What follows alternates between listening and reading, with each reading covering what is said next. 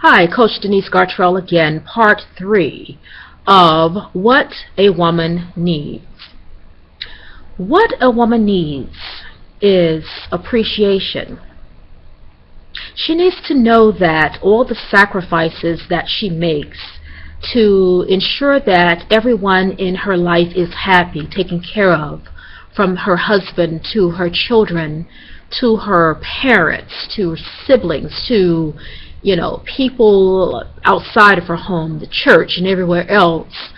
Many times she makes sacrifices at her own expense, being that we as women are nurturers by nature, and we just sometimes want appreciation.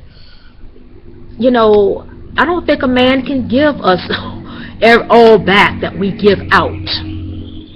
It's just our nature to be nurturers, and sometimes even to a fault, because sometimes we nurture those who are not nurturing us back, or are not cultivating a healthy spirit or environment in us. Sometimes we nurture others at the expense of our health or our own well-being. And even our own goals and aspirations many times are set aside so that we can make the sacrifices to make sure everyone else in our lives are happy. When we do that, sometimes just a thank you will suffice. Sometimes just letting her know that you recognize all that she does for the house, for the family. Sometimes just appreciating her by taking the kids off of her hand for a few hours on a Saturday, and just putting a few dollars in her pocket and just saying, honey, go and pamper yourself. Get away for a while. Spend some alone time. Just enjoying your day. Oh, wow. That lets her know that you're thinking about her, that you see every sacrifice that she's making to make sure that the household runs properly and functions, and so that everybody in it can thrive.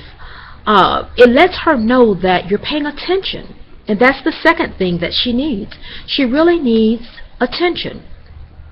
And I'm not saying this in a way that, a lot of women kind of overdo it, and I'm not saying in a way that she is desperate to have you smothering her 24/7. That's not what I mean. But just to pay attention to her, and perhaps go back to that appreciation, send flowers to her job, not because it's Valentine's Day or because it's her birthday or any special occasion, but send it just because. You see, a lot of times men, when they first start courting you and they are, trying to win you over, they'll do things in the very beginning, take you to dinner, show you, a lot of attention and etc. But as time passes, he may think that those things are no longer important, or that they are, you're tired of them, they've grown old.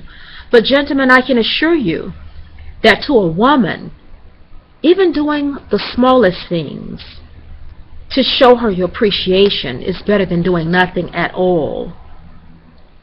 Again, for a woman, it's about the emotional intimacy. It is about tapping into her inner being, her intrinsic spirit, and letting her know that you care. Men have a different way of loving ladies, so I will just interject that there. They have a different way of showing love. And again, in my previous video, I talked about how men have not been taught to be great communicators. Not only biologically are they not as communicative as we are, but also socially, they've not been conditioned to be great communicators. So this is why I do workshops and teachings and coaching to help couples to become more effective in their communication. Not only to give men the tools to become more effective, but to also give women more knowledge as to how to talk so your husband will listen, and also how men can know what women are really trying to say to them. So giving her that attention to just let her know that you appreciate her in some small way goes a mile. And the thing about that is that women are, again, nurturers by nature. So what you do for your woman, men, is going to definitely be reciprocated. You can't beat a woman at loving. You just can't do it. When she knows that she is number one and she is the top priority in your life, thus the Bible tells a man to love his wife as Christ loved the church, gave himself for it. When you love a woman in that type of way, when you encourage her to be all she can be, when you're supporting her endeavors, when you are her best cheerleader and you're saying, go baby, go, and you don't feel threatened by her, but you're creating that environment in your home where she can thrive, where she can feel that you have her back. You're protecting her self-esteem. You are her backbone. You're her leader. You're the man in her life that she can admire, that she can aspire to, that she can respect, not because you're forcing it, because you are just creating the environment where you just automatically get it from her and your children as well. You will see that every effort that you put into your wife, the gift that God has given you, is reciprocated automatically. Doesn't have to be forced, doesn't have to be anything that is just made up or produced. Women are automatic responders like that. We reciprocate what a man pours into our life. Again, you are that leader. You create the environment that you want to have in your house. I tell a lot of men that instead of whining and complaining about what you want your marriage to be, or what your marriage is not, I should say, create the marriage that you want it to be. You're the leader. You are the leader. Question is, where are you leading? If you want that woman, you want to be the leader of that woman and your children. Women, you need to ask that question before you marry a man. Where is he leading you? So, total oneness. I'll speak on that briefly, and perhaps we'll address it in the next video. Total oneness in your marriage is created when the two of you are on the same page, when you're both looking in the same direction, when you both have common values, goals, when you both are, as the Bible says again, equally yoked. Equally yoked doesn't necessarily mean just on a spiritual level, but it means that you share commonalities.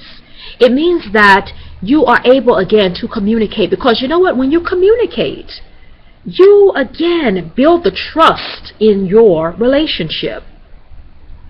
When you are being self-disclosed, when you disclose yourself to your mate, you're being open and honest. That's building that rapport, that communication, that trust, because you're revealing yourself to them. And the more you disclose yourself to your mate, the more they disclose themselves to you. Now you are understanding, you're bonding. And all of that happens through communication. That's why communication is essential in a marriage, in a relationship. You've got to be on the same page. It doesn't mean that you're going to agree on everything. Let me just make that clear. But it means that you respect your husband's and your wife's views. It means that you are listening to their needs and doing your best to fulfill them. It means that the only competition you have in your marriage is who can love the other the most. You see, total oneness is not about you looking that way and I'm looking this way.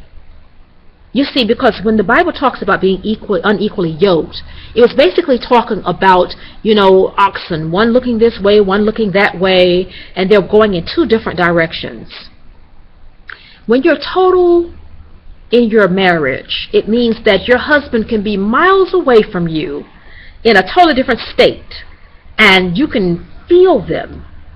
Even before they finish their sentence, you know what they're going to say. You can feel them. You have a spiritual bond. Many people don't understand, especially guys, don't understand that love and sex, God did not create it to be separate. They're one and the same. They're one and the same. Sex, intercourse, physical intimacy, it's a spiritual act. It's not just a physical act. It is a spiritual act. God gave us all these brain hormones and chemical hormones that's released during the act of intercourse so that we become connected in a spiritual way. The Bible tells us that they too become what? One when they are married. Not only one in a spiritual sense, but one even in a physical sense. Because the act of sex produces what? Children. And your child is you and your spouse, now two individuals, into one particular person, child. It goes very deep, and I don't want to get into all of that. However, building that total oneness requires openness, honesty, trust, emotional intimacy. And that emotional intimacy, you have never made love to a woman, my brother, until you tap into her emotions. If you ever want to satisfy a woman, learn who she is. Learn about the child within her. The child within her will give you the key to how to satisfy her. Emotional intimacy. We'll talk a little bit more about that in the next video.